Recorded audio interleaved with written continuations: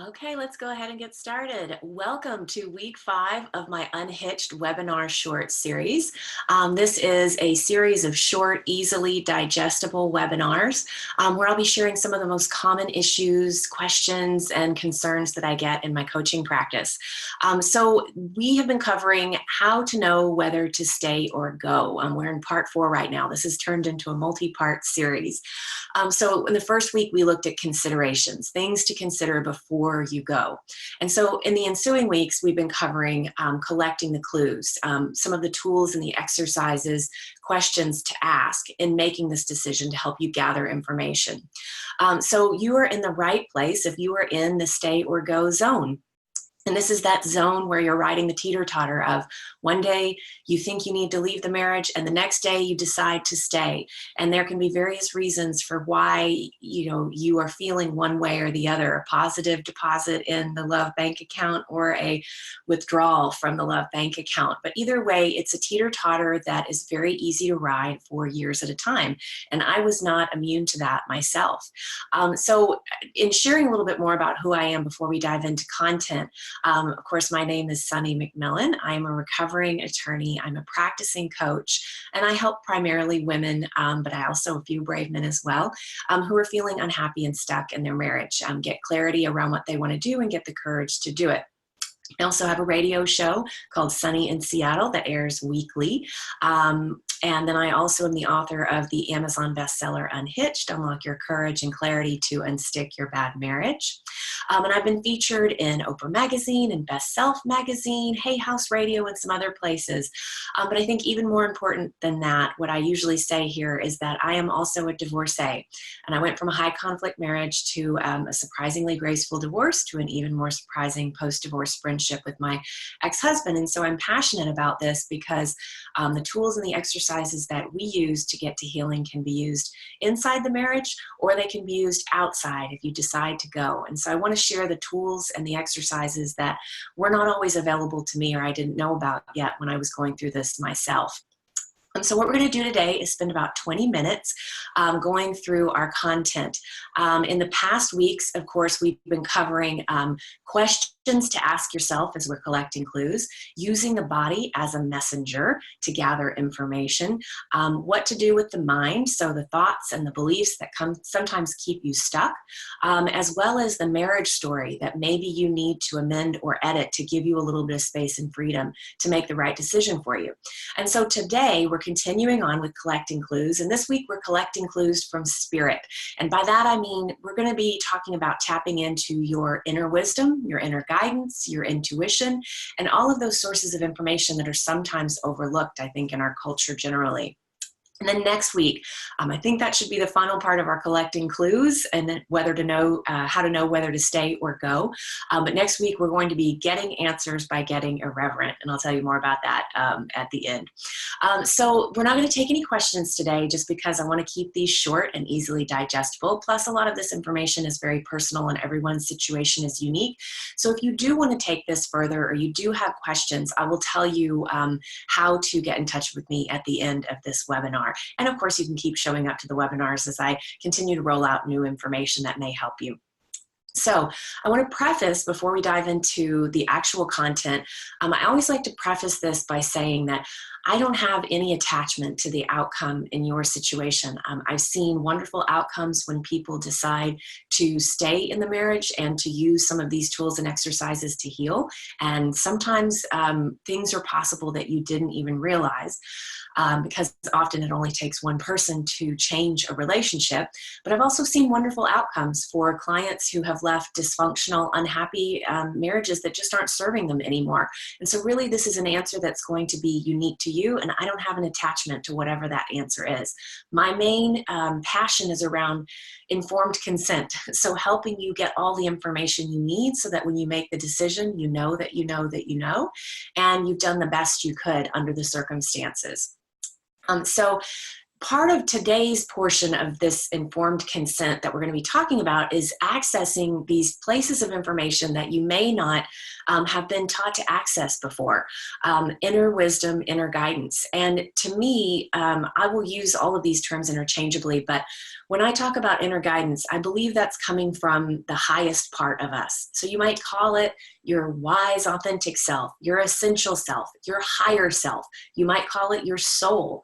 There are a lot of different words for this, but for purposes of today, just use the one that resonates the most for you. And you may, if you believe in a higher power, you may believe this is the part of you that's connected to that something greater, to that source, or to that piece of the divine that's inside of you. And you don't have to believe in a higher power for any of this. If that's not really in your belief system, then I just suggest, can you tap into the innate intelligence in the universe, meaning the intelligence that resides within you that heals your cuts without you having to do anything, the intelligence that resides outside of you that keeps the sun rising and keeps the planets orbiting. There is an innate intelligence there, and you don't have to believe in anything else other than that, but we're tapping into that today. So whatever terminology works for you makes no difference to me, but just use whatever words resonate most for you and substitute interchangeably. So I mentioned a little bit about my story earlier, that I was in the stay or go zone for a little while. And one of the reasons I think that this was the case was because I wasn't listening to my inner guidance. And I don't even think I didn't have the word intuition really wasn't in my vocabulary. This was 10 or 15 years ago. And so backing up to when I was even just dating my husband, my then boyfriend, who would then become my husband later, I had a lot of red flags. There were a lot of red flags in our relationship. The conflict started very early, and it didn't ever really lessen. No matter how many therapy appointments we went to or tools we tried, we seemed to fall back into the old patterns and habits. Not to say that I couldn't have changed it. I just don't think I had the right tools at the time. But the main point being that there were a lot of red flags. I remember even having a conversation with him at a very early point in our relationship where I said, I don't feel like you may be the right person for me. And of course that was the truth that I was feeling, but it hurt him dearly. And I never brought it up again. And we just proceeded with the relationship and ended up getting married, even though there was a still small voice inside of me saying, I don't think this is right for you. No, no, no. But my mind, we talked about mind last week, my mind overrode all of that because he made sense on paper. He made sense in the way that culture told me that marriages were supposed to look, and the people that I was following. I thought, well, this fits, checking all the boxes. So my mind said, what are you worried about? Let's do this. And so I did. And obviously it didn't work out so well in the long run. And so I want to get you in touch with your inner guidance so that you can, have full information sooner rather than later. So fast forward in my situation, and when things really got to the breaking point, everything that I had done, kind of like white knuckled things into existence, I started to realize that what I had created was no longer working for me, and I probably need to try to do it a different way. And I found this amazing little lithograph. It was like an 8.5 by 11, and this was right around the time when I got separated. And this little lithograph went with me to every little tiny studio apartment that I rented while I was separated. And I kept it on the fridge, and it said, trust your gut. And I didn't have any science behind that. I didn't have the words for intuition. I just knew I've heard this before, and it makes sense because by starting to listen to my gut, not my mind, that's when I started to really open up to new possibilities, and when the really magical things started to happen for me. And not just magical in the sense that, woo-woo, but magical in the sense that my life really started to align. And I realized that listening to those deeper parts of me, to the inner guidance, was where it was at. And I have continued to do that since then, and it hasn't led me astray. And I want the same for you. So what I have noticed in my practice, in working with a lot of women around this, is when I do an initial consultation, this is a little first meeting to see what they're dealing with, and is it a problem that I can help them with, and do I have the tools, and is my practice something that will be a good fit for them to help them in walking along the path and making some of these hard decisions. So I do a little assessment at the end to kind of see where the points are that they're having the most suffering, the most issues. And one of the things that I notice almost always is that these women are not in touch with their inner wisdom. They are basically off their foundation. And that could be a factor of being with a really dysfunctional person who might be narcissistic, who's been gaslighting them for years. And that can take you, it's crazy making, it can take you off your foundation. But it could just be as simple as we are often looking outside of ourselves for information, and it's a muscle that you haven't worked. And so you're not in touch with what is really going on. You're living from the neck up. Your mind is spinning stories and creating thoughts and beliefs that may not be serving you. And they don't have the connection to that deeper part of themselves to help make these decisions. And they're often looking outside of themselves for answers. And I wanted to share just a funny quote around this, just kind of a lighthearted way to look at this, but let me share my screen with you here. And for those who are not on video and listening to the recording later, I will read this quote to you. I heard this story from Tosha Silver. She's an author and a spiritual teacher I really admire. And so this is from this guy who this quote came from. He is a tarot reader in San Francisco. And there was a woman who apparently had been coming in over and over and over again wanting readings on this person that she was with. And he said to her, "Baby doll, if you were with someone who really felt right to you, you wouldn't even need one reading, let alone 100. Doesn't the fact that you want all these other opinions tell you everything?" And so I think that there is definitely some truth in that. If you're continuing to question and question and question, that's a source of information right there. However, I think this also could be an indicator that, like many people in our culture, we are often taught to look outside of ourselves for answers. We are out of touch with our own inner guidance because for a number of reasons. Like, we're raised, usually if you're in the West, you're in an education system that was developed during the Industrial Revolution. And it was created in such a way not to create free thinkers, but to create people who would be nice cogs in a machine, basically. And so you have a teacher that has the answers, and then you have the students who repeat back the information. Nothing wrong with that. I love school. I love learning. And I think that's a great way that we can learn, but it's a very small sliver of, I think, the totality of how humans are meant to learn, which is much more experiential, along with the passing of wisdom and knowledge, exploring and figuring it out ourselves, because through experience, we learn quicker and it lands deeper than if someone tells it to us. So you've got being educated in such a way that doesn't always get you in touch with your own inner wisdom. You may have been raised in a religion that said, this is the truth, the only truth, and your salvation depends on you believing this one thing. That is, blanket statement, true for everyone. So you may not learn to adopt your own truths and go against that because it feels heretical. It could also be just a factor of your family of origin or the adults around you who said, do it our way, we know best. Or I have a lot of clients who are empaths and were often told when they were younger, you're too sensitive. So they try to basically suppress this part of themselves that got them into trouble in their family. Or even, let's say you were a really intuitive kid, I think most children are, and you might see beings around you or auras or things, and you tell the adults around you and they say, oh, no, that's not real. And by the time you hit 4, 5, and 6, you're starting to lose that touch with, if you believe there's more going on around us and there's another side of the other side of the veil. If you believe that, then these are things that maybe you had basically like hammered out of you by the time you hit, young adulthood. So there are a variety of reasons. All this to say, it may not be in your wheelhouse regularly to be going to your inner guidance, to your intuition for information. And I just want to share some information on this with you so that you can get in touch with these sources, which I think often overlooked. They may be our very most important source of information because it reflects the truth of who you are, your truth, and the bedrock of your integrity. So how do we get there? And this may sound a little woo-woo to you. And what I'll suggest is I want to give you a little science behind it first, and then talk a little bit more about the spiritual side of it if you view it that way. So number one, we've got these two systems in the body. Like I mentioned trust your gut, that little lithograph that I kept with me. There's a reason that is a saying in our culture, and it's because we actually have a brain in our gut. It's called the enteric nervous system.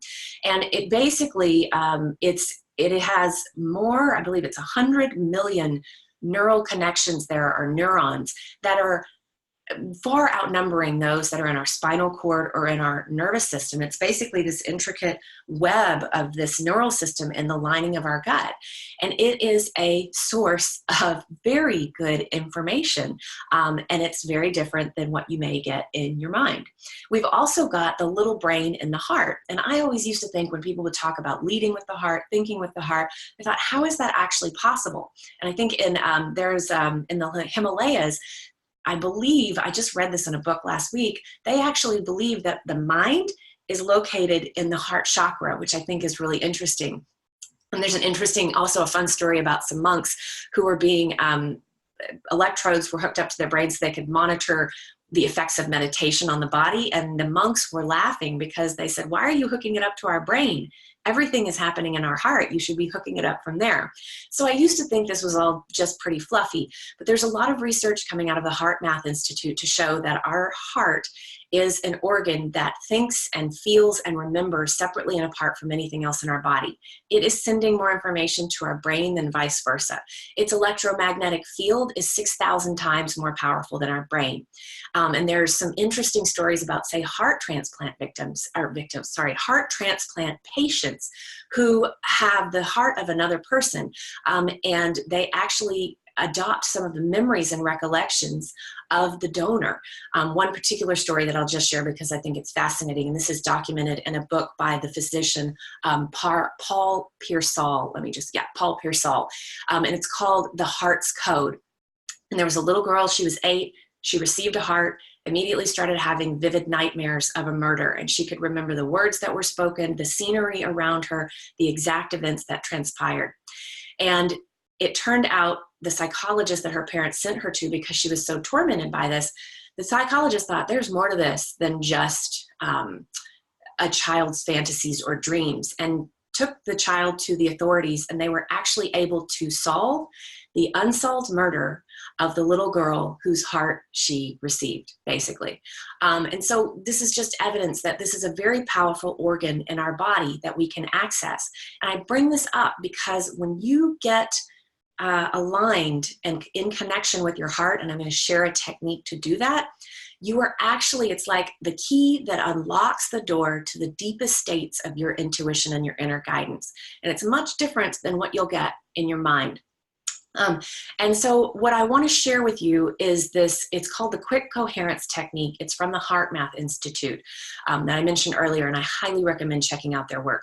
So just as a bit of, another bit of a tidbit of information for you, our verbal mind processes 40 bits of information per second. Our nonverbal mind processes 11 million bits of information per second. So this is about tapping in to the wisdom that's available when we access the 11 million bits per second. So I'm just going to do this quickly with you. And this is something that you can do on your own anytime during the day. Quick 3 steps. We're going to run through it quickly here in the interest of time. But basically what we're doing is when the heart and the mind are communicating, they communicate in a frequency. And when you get that frequency in a nice, slow, coherent state, it releases all these amazing chemical reactions in the body that support longevity and immune function and cardiovascular health. And basically it puts your body into the nice parasympathetic nervous system that says, okay, it's okay. We can go inward, we can rest, we can digest. We're not in a fight, flight, or flee situation here. And so this means that intuition is able to come through better. Imagery lands better. And so this is just a wonderful way that you can kind of reset after a conflict, just get into a peaceful state before meeting with a client, any number of things. So number 1, I invite you to close your eyes before we do any of this. If that doesn't feel comfortable, just do a nice soft focus with a very soft eyelid if you're going to leave them open.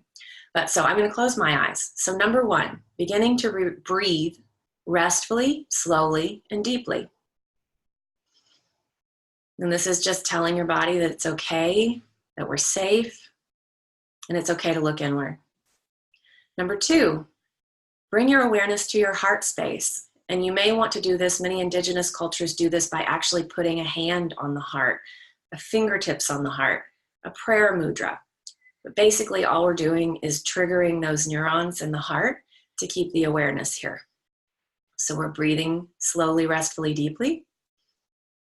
We are keeping our attention on the heart center. And now I want you to recall someone or something that you feel care, compassion, gratitude, or appreciation for. Care, compassion, gratitude, or appreciation. And those are those magic words they found in doing the hooking people up and seeing when they got that coherence. Those were the words that triggered it. So I think about my dog. You might think about a loved one or an animal, spot in nature. But those 3 steps done together, and if you just breathe there with that awareness in the heart, recalling that someone or something that you feel care, compassion, gratitude, or appreciation for, those 3 quick things will bring coherence between your mind and your heart, basically unlocking the door to deep states of intuition, making that possible. So I just want you, while we're here, just for grins and giggles, think about a question or an issue that's bothering you. And it might be, should I leave my marriage? And I just want you to, while you're in this heart space, and you may want to do this on your own after we finish here so you have a little more time to get into this more deeply. But I want you to, from this space, just say, heart, should I leave my marriage? Or heart, whatever the question is. And I want you to see what bubbles out from the heart space. And my hunch is that it may be very different than the information your mind has been giving you. So you can take a deep breath and release it, opening your eyes, coming back to the room, remembering everything that occurred. And so it's from this place of, and there are a lot of different ways to get still, to unlock the doors to accessing deep states of intuition. But this is just one that I found that I enjoy myself. Reason being, we all receive intuitive information and inner guidance differently. And I mentioned the clairs, if you saw my little Facebook post about this. And these are basically the different flavors, ways that humans receive intuition. Just like some artists connect more with music as a medium, some artists connect more with oil paints, and some more connect with mixed medium and collage. You are going to have your own unique way that your spirit, your inner guidance, your intuition speaks to you. And I just want to tell you about the various ways, because I think if you watch a Hollywood movie, we've all maybe heard of clairvoyance, that ability to have a vision about what's going to happen or see something before it occurs. Clairvoyance is one way. Visual people usually receive some sort of you see a vision, you receive a dream, you have a little flash of insight. That's clairvoyance. That's not one of my strongest ones. There's clairaudience, and it means you might hear something, whether that's a buzzing in your ears that's a signal to you, or an actual voice that's up and to the right. I've heard people talk about that in some really interesting, unique experiences. You may be more clairsentient. I mentioned earlier about clients who are empaths. That means they feel things very deeply. Some people get that information by an actual physical sensation in the body or an emotion. They may be, when they hang around someone in particular who's an energy vampire, they may feel very tired. So you're feeling things more. That's how you receive your information. You may be claircognizant, and that's what we call clear knowing. This one is a little harder because it basically means you know something before it happens, or you just know something. You just happen to know. Like, I remember, this is more my biggest intuitive source. But I had some friends. These were couples that we used to hang around with in my marriage. And I noticed 2 of them, they were not married. They were married to other people. I noticed 2 of them, and they were not being flirty. They were not doing anything inappropriate. But I just remember very specifically seeing them at a party, and I thought, they're having an affair. I don't know why I know that. I don't know how I know that. If I tell anyone, it wouldn't make any sense, because they both appear to be happily married, and they're not doing anything overt with anyone else. But sure enough, a year later, found out they'd been having an affair the whole time. So claircognizance is a little bit more difficult, but it's just you have a knowing. And there's some other ways. Clairgustance, meaning you might taste certain things. Clairaudence, which is you smell certain things. But just know that how you receive intuitive information will be unique to you. And it's just like a muscle. If you haven't been working it, it may be a little atrophied. You need to practice. So just get in touch. There's some great intuitive development courses out there. If you have questions, of course, you can ask me, but start getting in touch with how your intuition comes in and your guidance comes in for you. And a good way to get in touch with that is through unlocking the door, like making the environment in your body, because this is the interface between body and spirit or higher self, is making sure the conditions are right in your environment and in your body to allow your intuition to come through, which basically means getting still. And the quick coherence technique is one of those ways to get still, but there are many others. So you got to find what works right for you. So this is a great source of guidance when you're making a decision about whether to stay or go. And then just lastly, I'll mention the pitfalls I see. Number one is not looking to your inner guidance, not knowing how to get in touch with it. And often that can be combined with looking outside of ourselves for answers, going to a parent, a friend, a priest, a psychic, like always looking outside yourself for answers. And I will just suggest to you that you have all of the answers inside of you. Despite what anyone tells you, you have the answers inside of you. And it's just a matter of getting in touch with them. And it's great to collect information and learn, but ultimately the answer resides within you and only you will know it. And just use maybe some of the other sources of information as validation or support, but not the sole source. And then second, not trusting the guidance that's coming through. So again, it's like working a muscle. You can't get big muscles usually without going to the gym on a regular basis. You can't know how to read your intuition and your inner guidance unless you work with it on a regular basis. And only then can you build the muscle and the strength. So that is what I've got for you for the webinar today. If you have questions or you want to take this further, talk about your unique situation, I'm going to drop a little link in the chat box. This is a link to my scheduler. Feel free to hop on there and we'll have one of those little consults that I mentioned where I can hear what you've got going on, your unique situation.